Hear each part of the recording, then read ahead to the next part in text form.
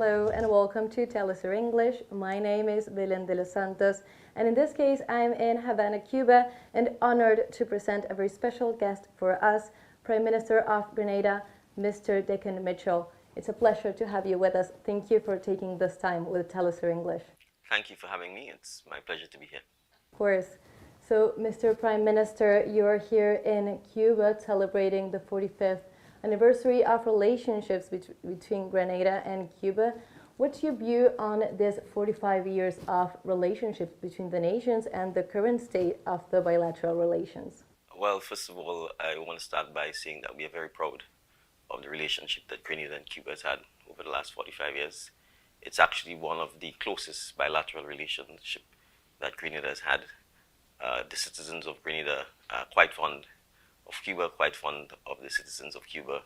And similarly, we know that Grenada holds a special place in the hearts and minds for Cuban friends. So we are honored to be here to mark this great occasion. We look forward to the strengthening of the relationship. And we have excellent relations at this time, and we certainly expect it to remain that way. Of course. Are there any ongoing projects that you're fostering and working on, taking advantage of this visit that you are having here in Cuba today? Yes, there are several of them. In fact, we anticipate signing 4 to 5 memorandum of understanding with the Cuban government later on this afternoon as part of marking our 45th anniversary of bilateral relations. They range from education to infrastructure to tourism and the creative economy. So we certainly looking forward to or commemorating the event later this afternoon. But of particular significance, Cuba has proven to be immeasurably helpful to Grenada, particularly in the areas of education and healthcare, something that I think we all know Cuba is known for in terms of its generosity to not just Grenada and the Caribbean, but to the world. So we've benefited a lot. We've got Cuban missions in Grenada, both in healthcare and in education. Later on today, I meet with several Grenadian students who are studying in Cuba on the scholarships provided by the Cuban government.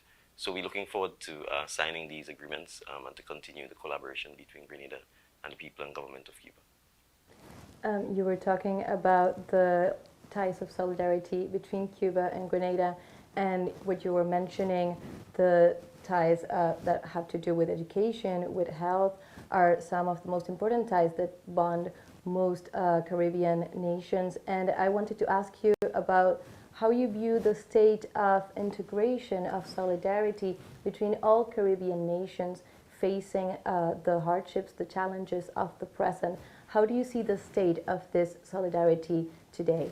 I think the solidarity is very good. We are having some challenges, obviously, in the region. We've got the situation in Haiti. We've got the controversy between Guyana and Venezuela.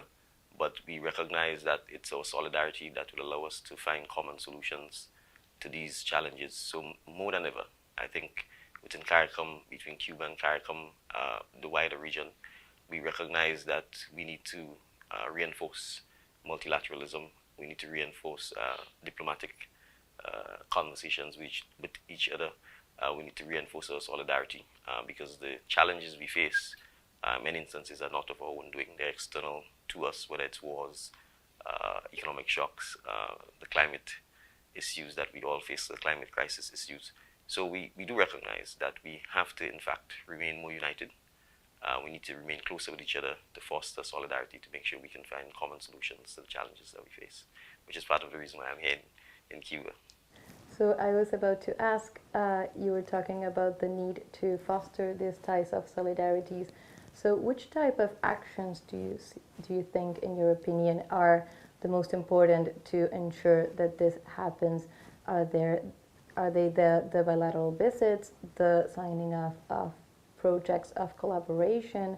What can we think that government should do or could do in these years to foster this integration? Well, I think a number of approaches, bilateral visits, multilateral fora, signing, not just signing, but implementing of agreements. And I think crucially, people exchanges. When our citizens visit the islands or the countries within the region, we get a greater understanding of what unites us. And it makes it easier, therefore, for governments to work in our collective interests. So it's not just about at the leadership level, but it's also important for it to happen at the people level. And I think a program like yours is a good way of doing so. Oftentimes, we underestimate the importance of the media in teaching each other about each other. And obviously, when we do that, it makes it easier for our people to understand that we are more similar rather than dissimilar, that we face common challenges, and that we can help each other. So certainly, in the case of Cuba, for example, cultural exchanges, I think between our citizens, whether it's music, art, sport, these things help quite a lot. In Grenada, we recently held the Carifta Games, which is a multilateral track and field event. There were 28 countries taking part. And so when young people come to an island like Grenada from Curacao, Bahamas, Jamaica, it gives them an opportunity to learn about Grenada. It gives Grenadians an opportunity to learn about them. And it makes it easier for us to find common solutions to the challenges we face. And it also shows that despite our small size, oftentimes that our people are very talented, very resilient, and oftentimes can become champions on the world stage. Right. I was thinking how important this, what you were saying about the exchange of people, right? Uniting the people, bringing the peoples of the different nations of the Caribbean together, just following maybe the initiatives from the heads of state, and also jumping through the language barrier. And that is something that we are trying to do here today, bringing this interview to also Spanish-speaking countries as well. So you, Prime Minister, you mentioned the difficult situation that Haiti is going through, that the brotherly people of Haiti are going through. And of course, this involves the whole Caribbean community responsible for caring for this very important people to this region of the world. What is your opinion on the situation, the current situation there, and the role that other Caribbean nations could take in really aiding and meeting the needs of the Haitians right now? Well, we've been playing a leading role in trying to ensure that we can get the Haitians themselves to find solutions to the challenges that are confronting them.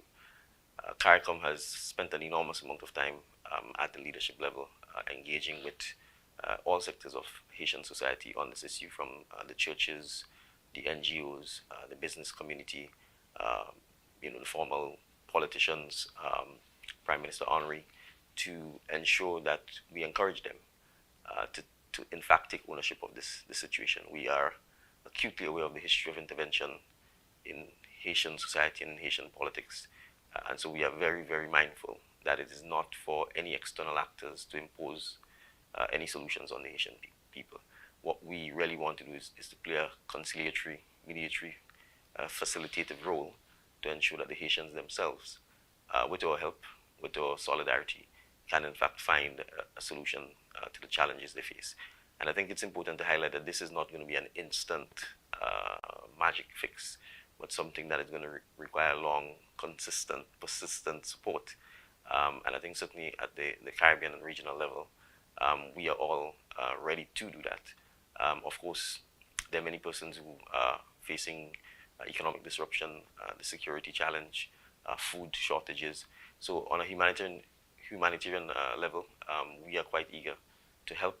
Within CARICOM, we've spoken extensively about the need to provide food and other medicines and support for Haitians, sisters and brothers, but obviously the security issue is a challenge, and we are prepared to help work with all stakeholders, the international community, the United Nations, to help both on the humanitarian level, but also at a political level. But it's important to re-emphasize that this has to be done by Haitians themselves, for Haitians. Right. I was thinking Cuba has a long-standing, you were mentioning it before, history of aiding the Haitian people, specifically on the fields of health, for example. So maybe we could be looking into those type of collaborations specifically in this area, besides the security aspect. Certainly. I think actually that aspect is more important because, healthcare, education, food is what the average Haitian needs. And so the emphasis on this, I think, is also crucial to ensure that Haitians themselves are not mistrustful of any external help. Because I think when it comes to a political situation, generally we respect the sovereignty of each island. The politics is really for the citizens. But certainly in a time of need, if people are hungry, if they need healthcare, if they need education, then it's the humane thing to do. And so from a humanitarian perspective, it's incumbent on all of us to ensure that we can provide assistance and provide aid to our brothers and sisters in Haiti. Prime Minister, I would like to ask you, one of the most important and most challenging problems facing the whole of humanity right now has to do with the climate emergency. At the last General Assembly of the UN, you spoke about climate justice and how in many cases the people who contribute the less to this problem are the most affected. I wanted to ask you, in your opinion, how do you value the effect and the response the international community has had so far to this emergency, and what could be done to continue the action on a regional, on a local, and on a global level to target this this thing that is impacting the whole world? Well, I would certainly say I think we have a lot of talk within the international community, and particularly amongst the nations that are responsible for this crisis, even more talk. The action is really the challenge, and I think for small island developing states, we are on the forefront of this challenge, both in the Pacific and in the Caribbean. And so, for us, this is an existential issue. I think in places like Cuba, in places like Grenada, we are already seeing the destruction of our coastline. We're already seeing the impact of rising sea levels, of warmer sea temperatures, of more ferocious hurricanes and what it does. So this is a situation that you don't have to prove the loss. I mean, when we get the type of hurricanes that we get, the destruction is self-evident. Oftentimes you can't even quantify the loss and damage that we suffer. So when we talk about climate justice, this is a situation where the damage is in many cases monstrous. It sets our countries back, oftentimes by the decades, because we are made to borrow, oftentimes to rebuild, and we are borrowing on non-favorable terms in many instances. So the need to ensure that those who have in fact created the situation, as a matter of justice, compensate those who suffer and ameliorate the impact on us is something that is absolutely critical. And although it is a long and difficult fight, it is a fight for our very existence. So it is something that we are duty-bound to do. We certainly need to work closer. I think those of us who are impacted by this issue, it's now a global issue, and I think the developed world is finally starting to pay attention to the fact that they too are not immune from the ravages of climate change. The problem is they are richer, far richer, and so they are able to cope and recover much faster than island states are able to. So it's absolutely vital that in fact the financing arrangements of the world are amended to reflect the reality that small island states face. So in Antigua, in May, Antigua will be hosting the Small Island Developing States, or SIDS conference. We certainly look forward to championing, again, the need for climate financing for small developing island states to confront not just issues of mitigation, adaptation, but crucially actual compensation for the sort of loss and damage that we've faced and that our people continue to face. So it is going to be a difficult road ahead, we have no doubt about that. But I think we certainly believe the cause is just. We certainly believe that if we collaborate and work closely, particularly amongst the nations of the South, that we will get the justice that we're seeking, no matter how long it takes. As you were mentioning, last year here in Havana as well, the Global South came together at the G77 in China summit, and this was one of the most important topics that most heads of state coincided in the need to have a joint front demanding, for example, concrete action regarding financing, so that it's not all left to talk at big summits that also include northern countries. So have there been any progress, and are there talks in motion regarding these claims?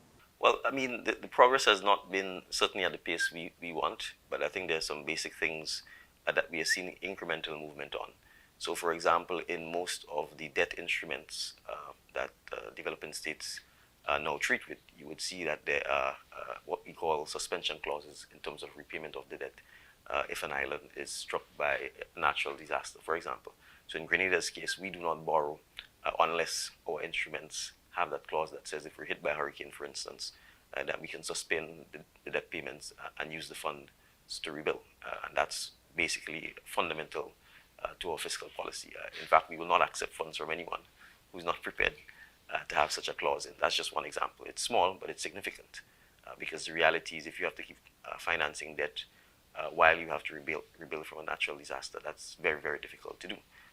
We have been championing the use of the multinational index as a means of determining, rather than, in a sense, GNP per capita or GDP per capita as the sole basis for determining whether or not countries can borrow on concessional rates. Many of our islands are punished because we've made small incremental improvements in the standard of living of our people. And so we go from quote unquote less developed to more developed. And then you find that the terms that you can access financing on then becomes in many cases very unfavorable, or you actually don't have access to any concessionary financing. And again, that is, in our view, quite unfair. It doesn't take into consideration or realities. And you are essentially punishing a country because its people have made the effort to try and improve their standard of living. So again, going away from a one-dimensional GNP per capita or GDP per capita to a multi-dimensional index, we think is crucial. Within the region, we are supporting the Bridgetown initiative led by Prime Minister Mia Mottley of Barbados, which is seeking to have reform of the international financing system. The Bretton Woods institutions, the IMF, the World Bank, these things were conceived many, many decades ago, coming out of the European wars, which were styled world wars. And we certainly feel the need for reform is self-evident. The world has changed dramatically.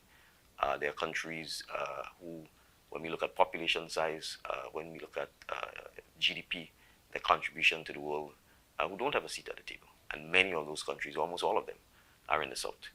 And it's absolutely critical to make sure that these institutions are reformed to reflect the reality of our times and the crucial issues that we need to address. So these are just some of the initiatives that we're working on. The final one, the need to really fund the loss and damage fund, to actually put the money there and to make it accessible to the developing states, particularly the island states that depends on it, is absolutely crucial. Many of these funds are placed in trust funds administered from the developed world, and it takes you almost a decade to comply with everything that they are asking you to comply with before you can get the funding. And a decade later, you're worse off than you were before. So that's what I mean about, there's a lot of talk, but the reality is it's very difficult on the financing front. So that's an area where crucially, a lot of work still needs to be done. That's clear. So, Prime Minister, you came to office in Grenada at a very challenging time worldwide after the effects of the COVID-19 pandemic, for example, and all the repercussions it had in the region and in the world. So how do you value the time so far and the progress made since that moment, and also what are the challenges facing ahead? Yes, it was a challenging time, but I think it was also an exciting time. The truth is, I think the world, and Grenada was no different, coming out of COVID, to some extent was a bit dazed. The world had literally come to a halt and we were restarting. But I think people recognize the importance of social interaction. I think it made us not take our lives for granted, not take our societies for granted. And so certainly for me, it's been an exciting time, though challenging. The citizens of Grenada, I think, have been very supportive, especially with having a new and inexperienced politician take the helm. I want to certainly say that my team has been very supportive. And we've done a lot of the things that we said we would do. And I think that was important because you have to build trust. You have to build credibility. We now need to stay the course. We now need to continue delivering for our people and crucially engaging with them, because oftentimes I think one of the criticisms of political leadership is the fact that the leaders oftentimes don't engage sufficiently with our citizens in a direct and straightforward manner so that we can get their feedback, we can get their input on what we need to do to improve their lives and the overall well-being of the country. So that's one of the things we are very keen to continue doing. But there are a number of issues we face, from challenges in our education and system and the need to reform it, to healthcare, and they need to significantly improve it. They need to make our society more productive by leveraging technology. Those are some of the areas that we intend to tackle, but also a sense of ensuring that our people understand the history, understand the resilience and the struggle that our foreparents went through to create a society, so that we can commit to making it better for the next generation of Canadians.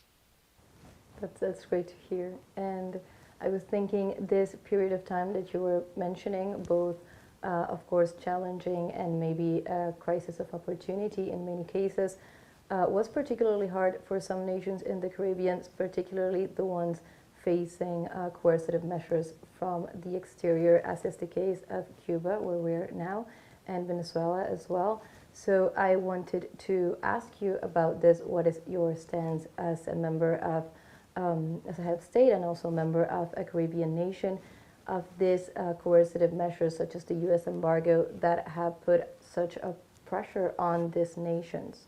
Well, we've been unequivocal in our condemnation of the US blockade and embargo against Cuba, and they're listing Cuba as a state that sponsors terrorism.